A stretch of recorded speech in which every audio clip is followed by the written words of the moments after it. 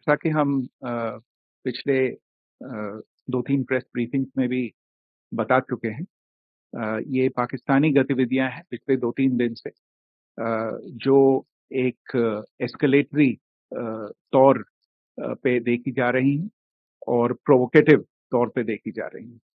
I've said on numerous earlier occasions, it is Pakistani actions that have constituted provocation and escalation.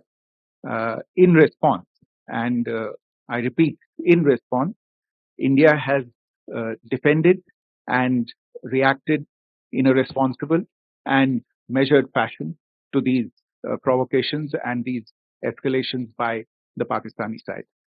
Earlier this morning, we saw a repeat of this escalatory and provocative pattern, and I'll invite Colonel Sophia Qureshi and Wing Commander Vyomika Singh to update you on the developments since early this morning.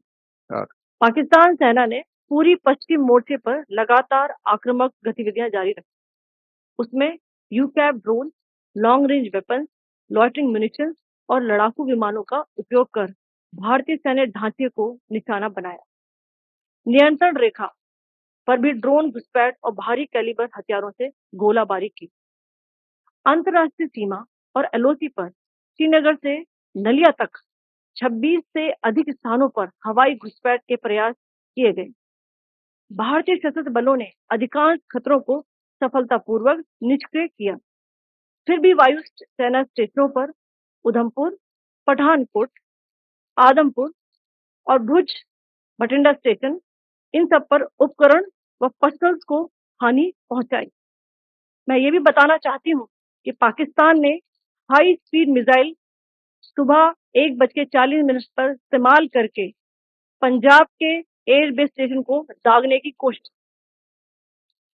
एक निंदनीय और unprofessional act के तहत पाकिस्तान ने श्रीनगर, अवंतीपुर और उधमपुर के वायु सेना अड्डों पर चिकित्सा केंद्र और स्कूल परिसर को निशाना भी बनाया, जिससे उसके द्वारा सिविल इंफ्रास्ट्रक्चर पर हमला करने की गैर जिम्मेदाराना प्रवृत्ति फिर उजागर हुई.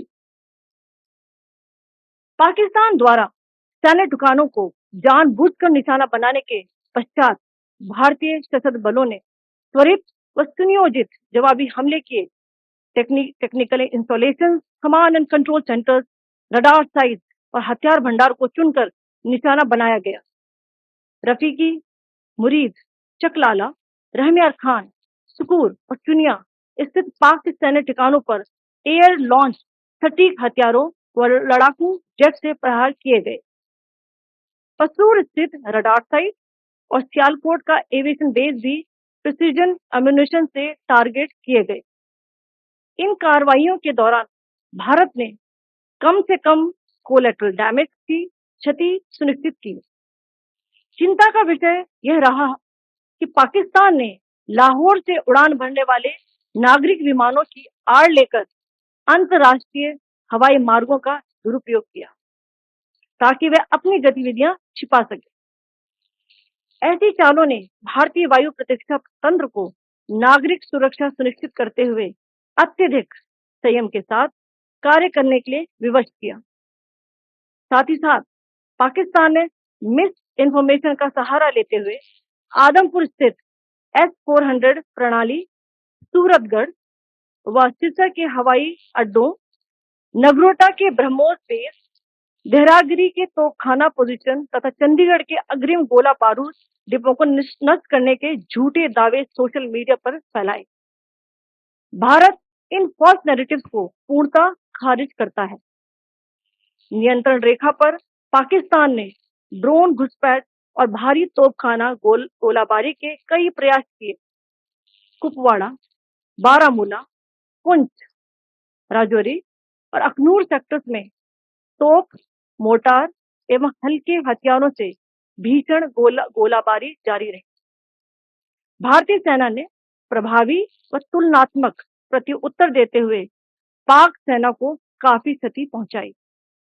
पाकिस्तान सेना के अग्रिम क्षेत्रों में सैनिकों की डिप्लॉयमेंट बढ़ती दिख रही है, जो स्थिति को और भड़काने की मंशा दर्शाती है. भारतीय सशस्त्र बल पूर्ण परिचालन तत्परता की स्थिति में है। अभी तक सभी शत्रुतापूर्ण कार्रवाइयों का प्रभावी ढंग से सामना कर उपयुक्त जवाब दिया गया है। भारतीय सशस्त्र बल दोहराते हैं कि वे तनाव वृद्धि नहीं चाहते। In a swift and calibrated response, Indian Armed Forces carried out precision attacks only on identified military targets. These included technical infrastructure, command and control centers, radar sites, and weapon storage areas. Pakistan military targets at Rafiqi, Murid, Chaklala, Rahim Yar Khan, Sukur, and Chunya were engaged using air-launched precision weapons from our fighter aircraft. Radar sites at Pasroor and Sialkot Aviation Base were also targeted using precision munitions. While carrying out these responses, India ensured minimum collateral damage.